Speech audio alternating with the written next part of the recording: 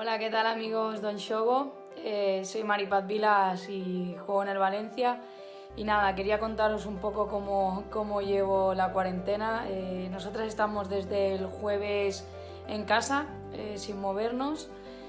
Y bueno, en un pisito es muy complicado poder llevar a cabo los entrenamientos, pero yo personalmente intento mantenerme en forma de la mejor manera posible, intentando aprovechar los espacios que tengo en casa y bueno, mandar ánimo a todo el mundo para que seamos responsables e intentemos llevar bueno, esta cuarentena lo mejor posible, cuidar a nuestros abuelos, que ellos son la parte más vulnerable y bueno, nada, desde aquí mandar un saludo y por favor, cuidémonos moito.